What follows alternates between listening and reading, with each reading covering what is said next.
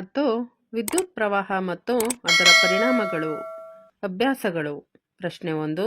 ನಿಮ್ಮ ನೋಟ್ ಪುಸ್ತಕದಲ್ಲಿ ವಿದ್ಯುತ್ ಮಂಡಲದ ಕೆಳಕಂಡ ಸಲಕರಣೆಗಳನ್ನು ಪ್ರತಿನಿಧಿಸುವ ಸಂಕೇತಗಳನ್ನು ಬರೆಯಿರಿ. ಸಂಪರ್ಕ ತಂತಿಗಳು, ಸಂಪರ್ಕರಹಿತ ಸ್ಥಿತಿಯ ಒತ್ತುಗುಂಡಿ, ಬಲ್ಬ್, ವಿದ್ಯುತ್ ಕೋಶ, ಸಂಪರ್ಕ ಸ್ಥಿತಿಯ ಒತ್ತುಗುಂಡಿ ಮತ್ತು ಬ್ಯಾಟರಿ. ವಿದ್ಯುತ್ ಘಟಕ ಚಿಹ್ನೆ. ಸಂಪರ್ಕ ತಂತಿಗಳು, ಸಂಪರ್ಕರಹಿತ ಸ್ಥಿತಿಯ ಒತ್ತುಗುಂಡಿ, ಬಲ್ಬ್, ವಿದ್ಯುತ್ ಕೋಶ, ಸಂಪರ್ಕ ಸ್ಥಿತಿಯ ಒತ್ತುಗುಂಡಿ, ಬ್ಯಾಟರಿ. ಪ್ರಶ್ನೆ 2. ವಿದ್ಯುತ್ ಮಂಡಲವನ್ನು ಪ್ರತಿನಿಧಿಸುವ ಮಂಡಲ ನಕ್ಷೆಯನ್ನು ಬರೆಯಿರಿ. ಬಲ್ಬ್, ವಿದ್ಯುತ್ ಕೋಶ, ಒತ್ತುಗುಂಡಿ. ಪ್ರಶ್ನೆ 3. ಚಿತ್ರ 14.22 ರಲ್ಲಿ ಹಲಗೆಯ ಮೇಲೆ ಇಟ್ಟಿರುವ 4 ವಿದ್ಯುತ್ ಕೋಶಗಳನ್ನು ತೋರಿಸಿದೆ. 4 ಕೋಶಗಳ ಬ್ಯಾಟರಿ ತಯಾರಿಸಲು ಕೋಶಗಳ ವಿದ್ಯುತ್ ದಾಗ್ರಗಳನ್ನು ತಂತಿಗಳಿಂದ ಹೇಗೆ ಜೋಡಿಸುವಿರೆಂದು ತೋರಿಸುವ ಗೆರೆಗಳನ್ನು ಎಳೆಯಿರಿ. ಬ್ಯಾಟರಿ ಮಾಡಲು ಒಂದು ಕೋಶದ ಋಣಾತ್ಮಕ ವಿದ್ಯುತ್ ದಾಗ್ರನ್ನು ಮುಂದಿನ ಕೋಶದ ಧನಾತ್ಮಕ ವಿದ್ಯುತ್ ದಾಗ್ರಕ್ಕೆ ಸಂಪರ್ಕಿಸಬೇಕು. ಈ ಕೆಳಗಿನ ಚಿತ್ರದಲ್ಲಿ ತೋರಿಸಿರುವಂತೆ ಕೊಟ್ಟಿರುವ ಕೋಶಗಳನ್ನು ಪರಸ್ಪರ ಸಂಪರ್ಕಿಸುವ ವಿಧಾನವನ್ನು ತಂತಿ ಸೂಚಿಸುತ್ತದೆ.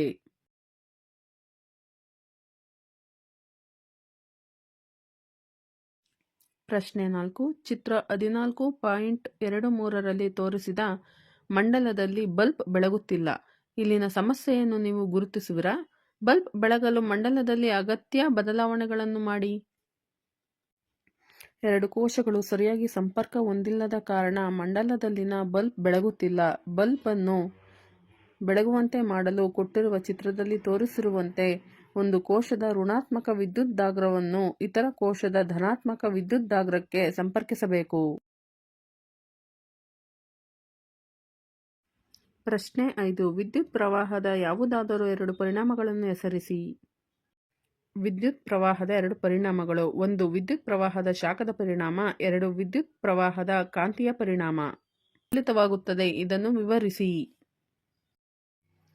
ತಂತಿಯ ಮೂಲಕ ಪ್ರವಾಹವನ್ನು ಆನ್ ಮಾಡಿದಾಗ ತಂತಿಯು ಅಯಸ್ಕಾಂತದಂತೆ ವರ್ತಿಸಲು ಪ್ರಾರಂಭಿಸುತ್ತದೆ. ಆದ್ದರಿಂದ ಕೊಟ್ಟಿರುವ ವಾಹಕ ತಂತಿಯ ಬಳಿ ದಿಕ್ಸೂಚಿ ಸೂಜಿಯನ್ನು ಇರಿಸಿದಾಗ ಅದು ವಿದ್ಯುತ್ ಪ್ರವಾಹದ ಕಾಂತೀಯ ಪರಿಣಾಮದಿಂದ ಪ್ರಭಾವಿತವಾಗುತ್ತದೆ ಹಾಗೂ ಅದರ ಉತ್ತರ ದಕ್ಷಿಣ ಸ್ಥಾನದಿಂದ ವಿಮುಖವಾಗುತ್ತದೆ. ಪ್ರಶ್ನೆ 7. ಚಿತ್ರ 14.24 ರಲ್ಲಿ ತೋರಿಸಿರುವ ಮಂಡಲದ ಒತ್ತುಗುಂಡಿಯನ್ನು ಸಂಪರ್ಕ ಸ್ಥಿತಿಗೆ ತಂದಾಗ ದಿಕ್ಸೂಚಿಯ ಮುಳ್ಳು ವಿಚಲಿತವಾಗುವುದೇ? ಇಲ್ಲ. ಮಂಡಲವು ಯಾವುದೇ ವಿದ್ಯುತ್ತಿನ ಮೂಲ ಹೊಂದಿಲ್ಲ. ವಿದ್ಯುತ್ ಪ್ರವಾಹದ ಅನುಪಸ್ಥಿತಿಯಲ್ಲಿ ತಂತಿಯು ಆಯಸ್ಕಾಂತದಂತೆ ವರ್ತಿಸುವುದಿಲ್ಲ. ಆದ್ದರಿಂದ ದಿಕ್ಸೂಚಿಯ ಸೂಜಿ ಯಾವುದೇ ವಿಚಲನವನ್ನು ತೋರಿಸುವುದಿಲ್ಲ. ಪ್ರಶ್ನೆ 8. ಬಿಟ್ಟ ಸ್ಥಳಗಳನ್ನು ತುಂಬಿ. ಎ. ವಿದ್ಯುತ್ ಕೋಶದ ಸಂಕೇತದ ಉದ್ದಗೆರೆ ಧನಾತ್ಮಕ ವಿದ್ಯುತ್ ದಾಗ್ರವನ್ನು ಪ್ರತಿನಿಧಿಸುತ್ತದೆ. ಬಿ. 2 ಅಥವಾ ಹೆಚ್ಚು ವಿದ್ಯುತ್ ಕೋಶಗಳ ಜೋಡಣೆಯನ್ನು ಬ್ಯಾಟರಿ ಎನ್ನುವರು. ಸಿ. ಕೋಣೆ ತಾಪದ ಒತ್ತುಗುಂಡಿಯಿಂದ ವಿದ್ಯುತ್ ಪ್ರವಹಿಸುವಂತೆ ಮಾಡಿದಾಗ ಅದು ಶಾಖವನ್ನು ಉತ್ಪಾದಿಸುತ್ತದೆ. ಡಿ. ವಿದ್ಯುತ್ ಪ್ರವಾಹದ ಉಷ್ಣೋತ್ಪನ್ನ ಪರಿಣಾಮವನ್ನು ಆಧರಿಸಿದ ಒಂದು ಸುರಕ್ಷಾ ಸಾಧನ ವಿದ್ಯುತ್ ಬೆಸೆ. ಪ್ರಶ್ನೆ 9. ಹೇಳಿಕೆ ಸರಿಯಾಗಿದ್ದರೆ ಸರಿ ಎಂದು, ತಪ್ಪಾಗಿದ್ದರೆ ತಪ್ಪು ಎಂದು ಗುರುತಿಸಿ.